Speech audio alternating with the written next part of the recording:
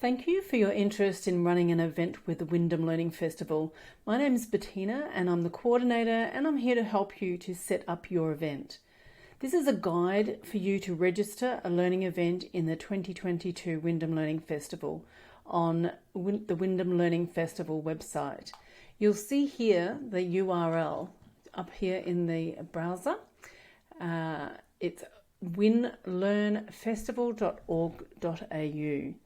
This website is a simple to use self-service ticketing platform for learning events that allows anyone to create, share, find and attend events. Event holders will be able to register the details of their event, submit for approval and log in to manage any changes and updates, as well as see the list of attendees who have registered for your event. Attendees will be able to search for learning events that suit their needs and age group and register into events. So this is a step-by-step guide here on how to register your event. First of all, you'll come to the website and you'll notice here in the menu bar, register an event. This is the banner and this is the dates that the Learning Festival will run, 1 to 7 of September. A little further down, you'll see the theme for this year's Learning Festival, which is Building a Resilient, Sustainable Wyndham. You'll see here too, planning your event. When you click on that button, you'll see a range of tips and tricks on how to plan for your event. There is a toolkit also for you to download, which will be full of information to help you to set up and have a successful event. The third step is to register an event. So I'm going to take you through that now. First of all, to familiarize yourself, you'll have a look through at the learning categories that we have for this year, and you'll decide which category your event will best sit in, and also what age group that your event will be most suitable to. So through the form that we'll go to, it's a step-by-step guide. All you need to do is fill in each of the form fields. First of all, before you even get started, I would suggest that you read over the plan your event and look over the toolkit to familiarize yourself with tips to plan a great event. Also, you'll need to have handy for uploading an image of your event in the dimensions of 1920 by 1080 pixels and no larger than 500 kilobytes. An event banner can easily be created using Canva. It's a free version of Canva, and you can create your own dimensions in Canva. Public liability insurance, certificate of currency of insurance up to $10 million is also required if you're running an in-person event. You will also require, if your event includes children in the event, at the event you will require a current working with children's check, which you'll need to upload into the form at the time of your registration. So once you've got all of that information together, this is going to be a really easy registration process for you. Okay, so what we're going to do here now is go over to register an event. That can be accessed either by this button here or this button here. Either one. So I'm just going to click on that button and it's going to take us to the registration form. Another really important thing that you'll need to have ready for filling in this form is that you'll need to have a title for your event, something that explains what the event is, and also a really nice, brief but informative description of your event. And I highly recommend that you pre-write this up in Word or whatever you use on your computer, and then can be checked for any typos or any that it reads well. You can do any of your editing in your Word document, and then when you come to this form, you'll easily be able to just cut and paste it down into the form. An event description should be a short summary that captures what your event is all about and the value it offers for attendees, as well as any other important details that attendees need to know. You'll be able to use the editing tools in the description box to highlight any words and include any links that are applicable to your event. So here we go, we're at the form. First thing first, you should read this privacy statement. When you click on the little plus button, you will be able to go and have a look at the privacy policies. It's important that they're looked at and you understand how information is being collected and how that will be stored. Once you've read that through, then the first thing to do would be to tick this box that you have read. If you don't tick the box, the form won't be able to process. Now, I would highly recommend that you just go through each of the fields in this form and just fill them in step by step. I have already written up some events, so I'm just going to populate it with the information that I've already entered in here before. One really important thing to remember is that once you have signed in to this and registered your event, you will be able to come back to your event to do any editing that you need to do at a later date.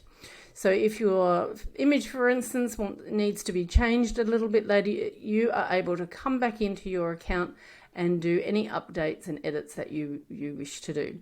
So note here, when signing up, ensure you record your username and password so that you can edit your event later on. I'm just putting in mock information here. I'm putting in the organization name, my name, my email address. You need to put yours in, obviously. Then you put in your telephone number. Then a second event contact person is really important because if someone else needed to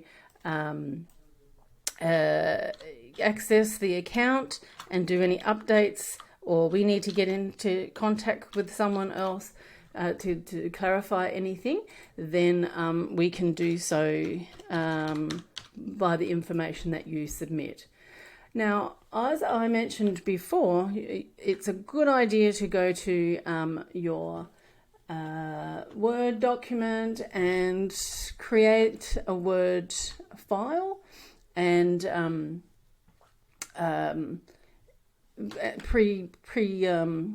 create this file so that you can just cut and paste the information out. I'm just going and opening up my document, and you can't see that, but I'm just at the moment using a document that I created earlier, and I'm just going to use that to cut the information out and paste it into here. The event title for my event, or my mock event, is Family Week Picnic. Now, I need to choose which event category that this event best suits. So it's going to be for family and children, culture and diversity. So if you've got different categories, you don't have to just choose one. It can go into a couple of different categories.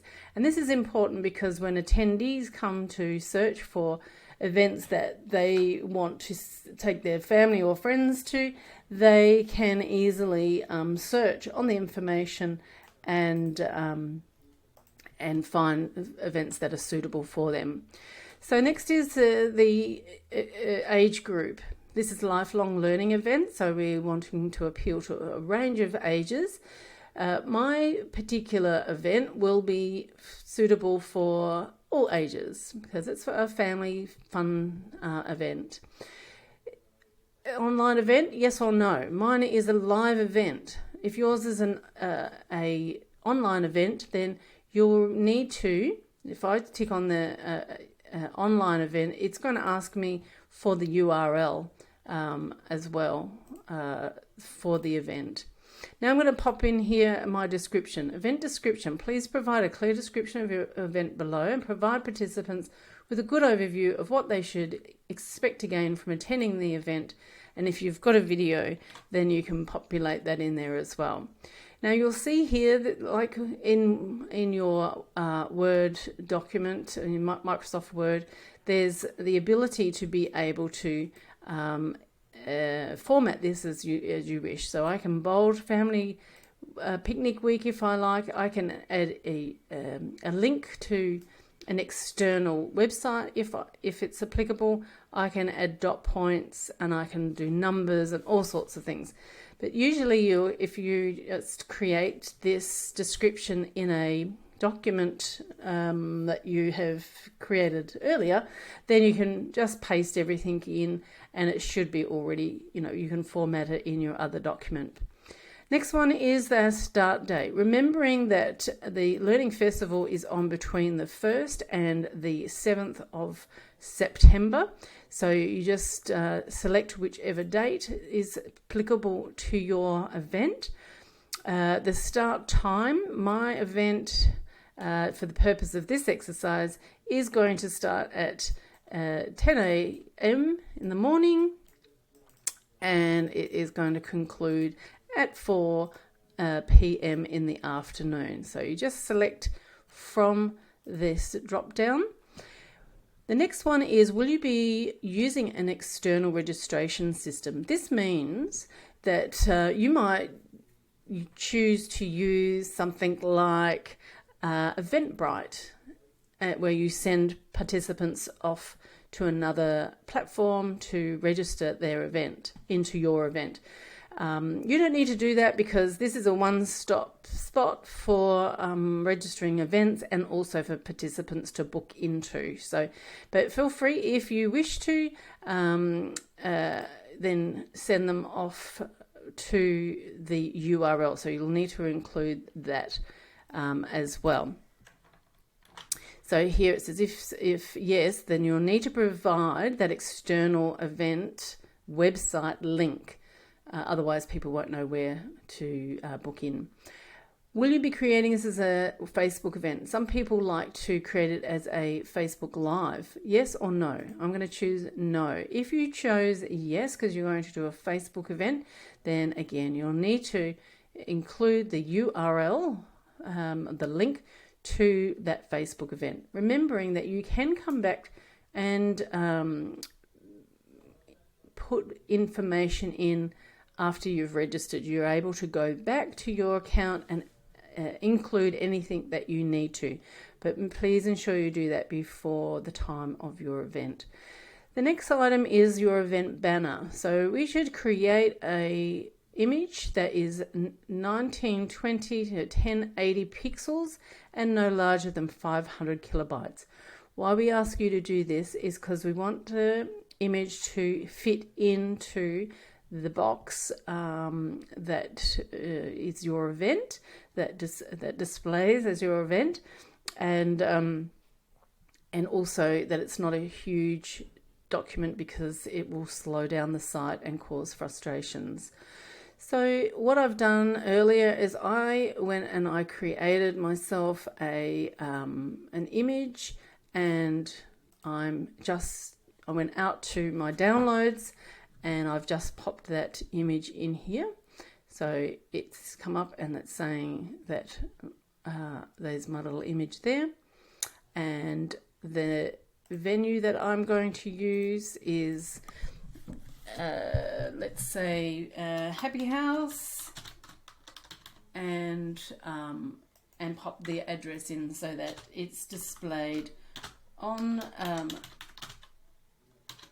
the website so that people can find you easily. Making sure that all information is properly spelt. And please put in your please put in your postcode of where the event will be held. Registration deadline. This is an optional field. You don't have to fill this one in. If this is important to you, then please fill in that date. Do you have a Working with Children's check? This is, as I mentioned before, you must have a valid Working with Children's check if your activity involves children. I'm going to put yes here, and then I'll need to go out to my file and upload the file. This information won't display on the it will not display on your event listing, but it'll be available to the event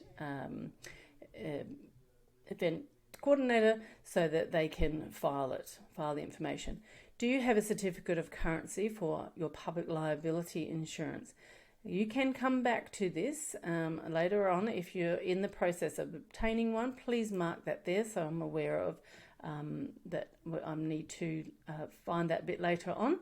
But please ensure you get that to me before the events because we won't be able to approve the event listing without that information. So the public liability, all this information is in the toolkit as well of the requirements. Okay, the very last one is I commit to completing a feedback survey post-festival about my involvement. We would love you to say yes, because this is how we find out great information about how the event went for you and how we can improve on Wyndham Learning Festival year after year. Okay, so pretty much I think I've filled all the information out as I needed to do. Then I've got this big preview button. I'm going to just click on that button now, and if we've got all the information filled out, it will populate this event listing. If it doesn't end up populating, it might be because there's something that hasn't been ticked or hasn't been filled out. So don't get frustrated, just go back and fill in the information that is required.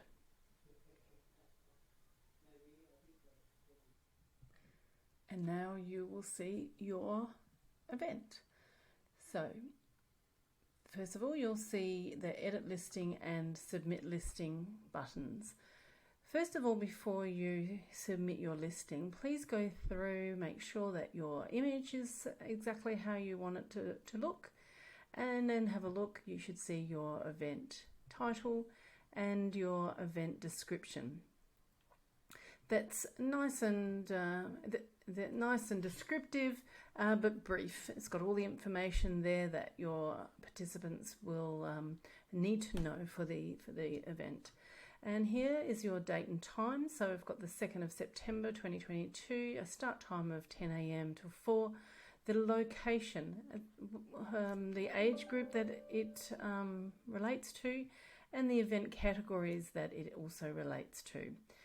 And that should be it, your listing. If you're happy with your listing, then you can submit it. If you need to go back, simply just click on Edit Listing and it will take you back to the initial form that we were working with. If you are happy with everything, just click on Submit Listing, and what you'll find next is a little a little message here saying event submitted successfully. Your listing will be visible once approved. So the event organisers will go through and make sure that everything is in order and that we have received all of the required documentation, and then we'll go through and approve it. Remembering also that we will launch the festival event after the 5th of August. So that's when you'll see events being live so that people can come in and start to book the events from August the 5th. So that's it all in a nutshell. I hope that was helpful for you. If you are having any problems, please do get in touch. We're here to help you, but please have a good try at getting it all into the form. It's pretty straightforward. If you do have problems or you have a question, please click on this button here. You'll see that you'll be able to submit a contact, and In your comment or message, could you please include your phone number as well so that I can call you, which might be a little quicker than an email. Well, that's it for now. Thank you very much for your interest in the Wyndham Learning Festival. We look forward to this journey together. Thanks very much. My name is Bettina Mitchell, and that's me signing out for now. Thank you.